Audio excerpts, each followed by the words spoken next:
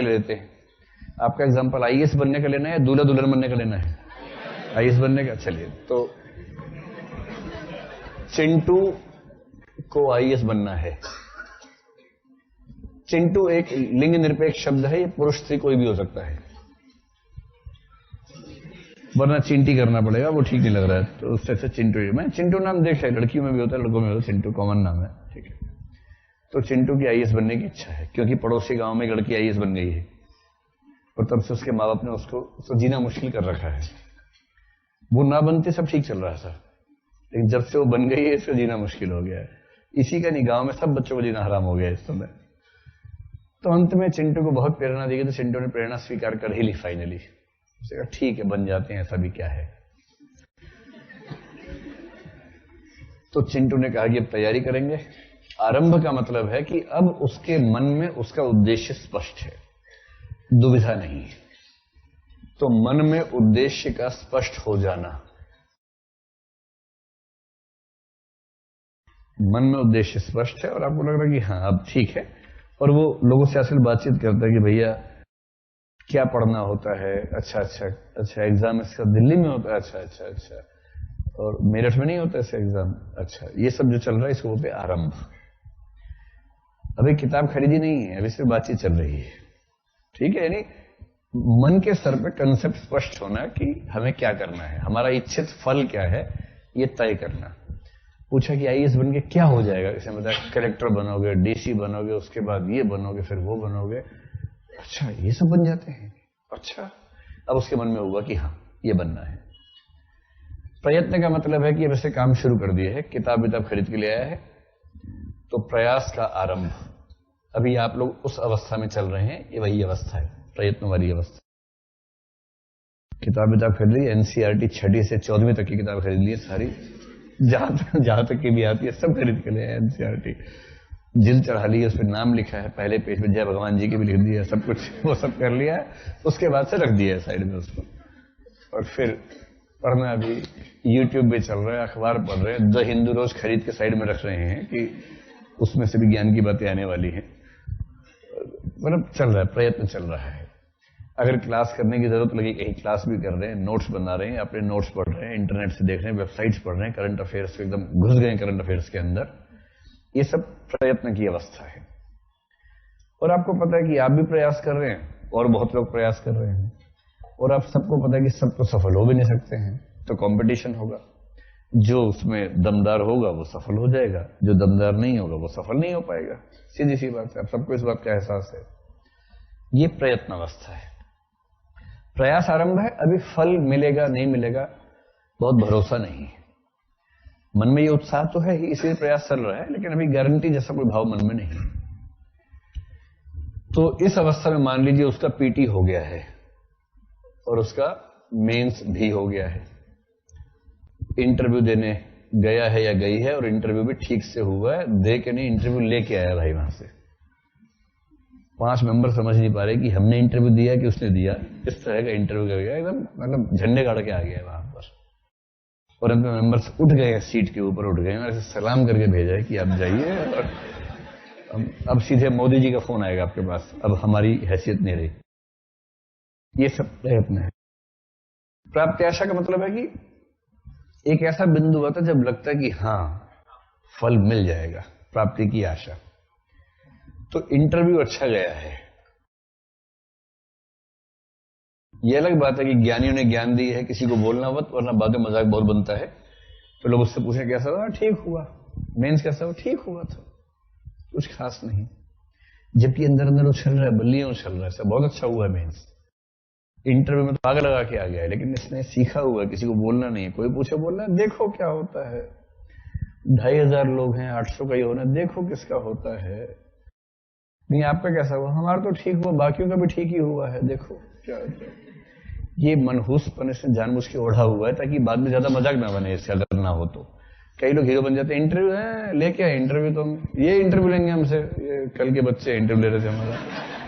तो फिर बाद में आता है इंटरव्यू में 300 में 3 नंबर मिले, तो फिर उसको समझ नहीं आता कि ये क्या हुआ।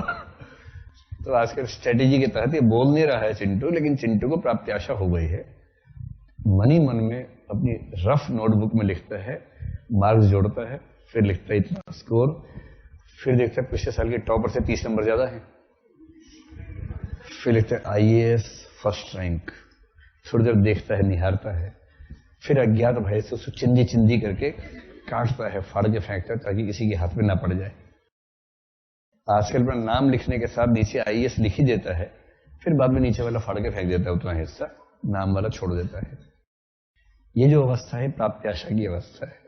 आप लोगों की मुस्कुराहटें बता रही हैं कि शायद आपने भी ऐसा कभी किया होगा। वैसे आपको देख के लग तो नहीं रहा कि आप ऐसा करते होंगे, लेकिन क्या पता। इसके बाद चौथी अवस्था आती है नियताप्ति। ठीक, नियताप्ति का मतलब है कि फल मिलना निश्चित हो गया है, फल मिलना निश्चित पर अभी मिला नहीं है।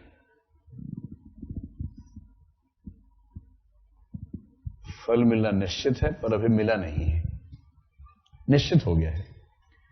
रिजल्ट आ गया है, पता लगा शाम 6 बजे रिजल्ट आएगा, सबकी धुक धुक है।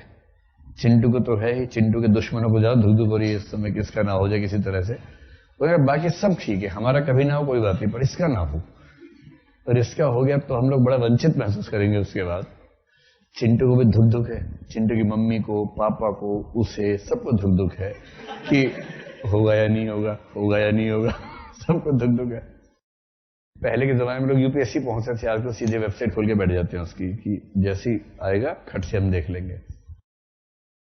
और चिंटू का आईएएस में हो गया सिलेक्शन, रैंक 1 आया है, आईएएस विद होम कार्डर। और अच्छे से चेक कर लिया रिजल्ट आईएएस का ही है ना, आईएफएस का तो नहीं है, तो आईएएस का ही रिजल्ट है। रोल नंबर भी मैच कर रहा है, नाम भी मैच कर रहा है, चूंटी काट के 8-10 बार देख लिया है कि सपना नहीं है, सच में हुआ है। पत्रकार आ गए हैं, टीवी पे इंटरव्यू चल रहे हैं कि चिंटू जी आपने पहले प्रयास से पहला रैंक कैसे हासिल किया है। तो चिंटू जी कह रहे हैं हम तो बचपन से चिंटू हैं, मजाक समझते हैं ना, हम तो पैदा ही इसलिए हुए थे।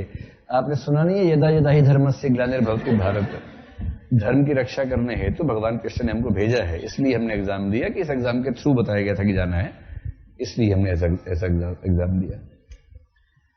अभी ट्रेनिंग शुरू नहीं हुई है, लेकिन अभी हो सकता है कोई केस कर दो सुप्रीम कोर्ट में, रिजल्ट फेक है, फ्रॉड है, सुप्रीम कोर्ट खारिज कर दे रिजल्ट को, कहे कि सबका एग्जाम फिर से लेंगे, अगली बार चिंटू पीटी में छट जाए, ये भी हो सकता है। इस एग्जाम का कोई दीनी मान तो है नहीं, इस एग्जाम का कुछ भी हो सकता है।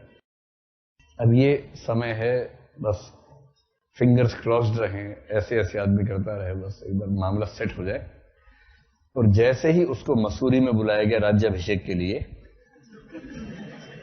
और मसूरी में जैसे ही वो घुसा, बाहर बैंड बाजा पार्टी खड़ी टें टें टें करते हुए, ये निकला अंदर रजिस्टर में देखा लिखा चिंटू कुमार आईएएस, और ज्वाइनिंग पे साइन करना है। जैसे ही साइन किया, अभी हो गया फलागम, अब फल की प्राप्ति होने शुरू। फल की प्राप्ति होती रहेगी जीवन भर, 60 की उम्र तक होती रहेगी, लेकिन फलागम का मतलब फल की प्राप्ति की शुरुआत हुई, उसको बोलते हैं फलागम। समझ में आ गया? इसमें कोई खास स्ट्रगल नजर नहीं आ रही होगी आपको, क्योंकि भारत की जो कहानियां हैं, जो भारत की वस्तु है, उसमें कथानक आमतौर पर सीधा कथानक होता है। सीधा कथानक का मतलब वक्र नहीं होता।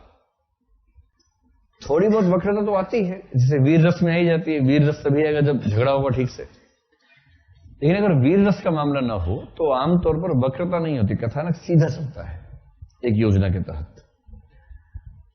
और इसलिए उसमें बिना किसी खास स्ट्रगल के, स्ट्रगल मतलब प्रतिनायक से स्ट्रगल नहीं होती, खलनायक से स्ट्रगल नहीं होती है, सीधे सीधे एक रास्ता बढ़ता है, उस बढ़ते रास्ते पर अंत में व्यक्ति फलागम तक पहुंचता है।